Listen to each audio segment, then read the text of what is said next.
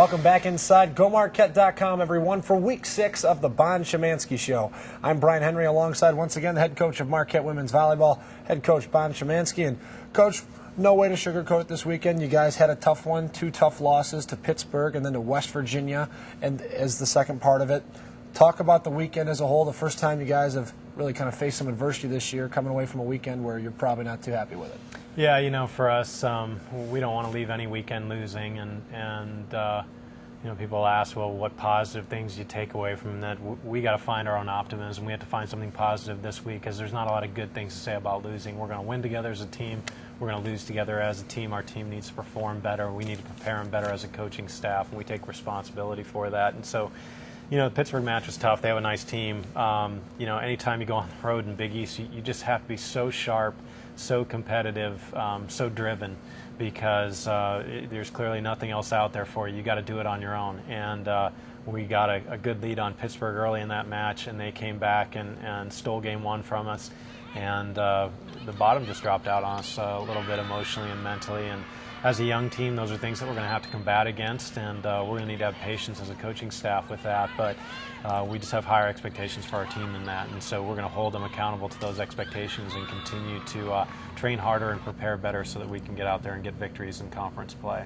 Did you feel the loss to Pitt, where you said you got off to the good start and then kind of got jumped on for the rest of the time, almost put you behind the 8 ball, turning around 24 hours later to play West Virginia, or is that just more of a same? Because that match was a slugfest. You went to 5 sets with the Mountaineers. Yeah, I think there's, you know, that mojo component, and we just didn't quite recover emotionally from that match. We played so flat against Pittsburgh, and they took advantage of us, and our team just didn't respond on Sunday against West Virginia. And we did a nice job in game 1 and really handled them well, but we let them sneak back into game 2, and things just flattened out for us. And so, you know, anytime you go into a 5-game, or the 5th game is always up for grabs. Who knows what's going to happen in the 5th game? And you know, crazy points have big impacts, and I give West Virginia a lot of credit for just continue to battle hard, but it's their gym. It's their momentum to take advantage of, and we didn't respond well in that pressure situation. So we got a lot of things to work on, you know, but we knew that coming in. You know, we're a program that's on the rise, but the rise doesn't happen lightning quick. It's just going to be a long, slow climb, and so we're ever optimistic about what we can get out of our team and what our team can accomplish this season. They've already had some great wins and done some great things, so we're going to keep going forward knowing that we're capable of playing that level and then expecting and demanding that level every day. With that weekend now behind you, you guys had Monday of the week off. On Tuesday, you came back to have practice. How did you and your staff approach this week of practice coming off that weekend? Do you raise the sense of urgency at all? Do you preach, keep doing what you're doing? Or is it a kind of a combination of both? Well, I think urgency is always important, whether you're winning or losing, and you can't get complacent. We're not at the end of the season yet. It's not done. And so there's a long way to go. You know, we repeat to our team that it's a marathon, not a sprint.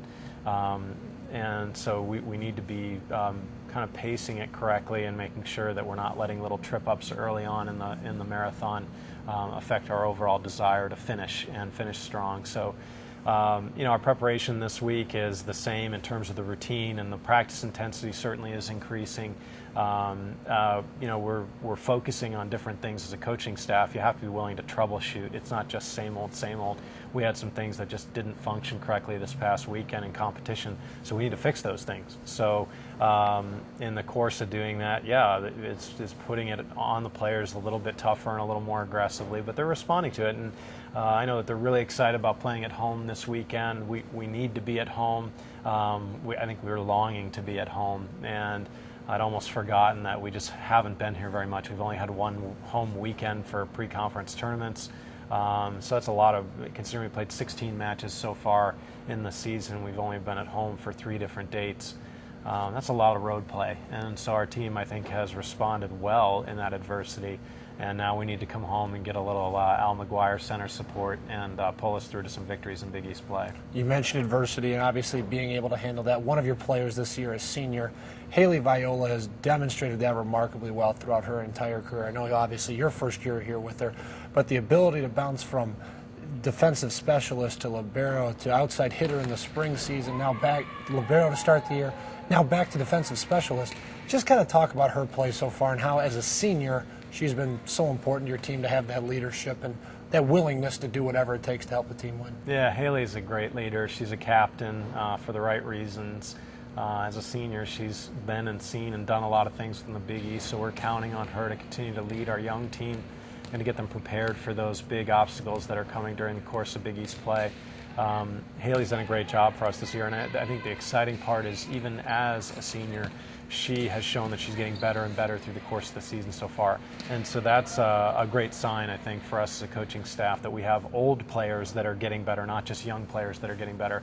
And she has a tremendous amount of passion and desire to get better and win at Marquette. She wants to be a part of that. I think she recognizes that we have a significant opportunity to go out and compete for a Big East title this year, so she's responding well in that moment. And she's been an absolute pleasure to have in the program. We had the opportunity to catch up with Haley just the other day, and she talked about all that Coach Bond just mentioned, handling that adversity right now and throughout her career and stepping into the role that she's stepped into this year.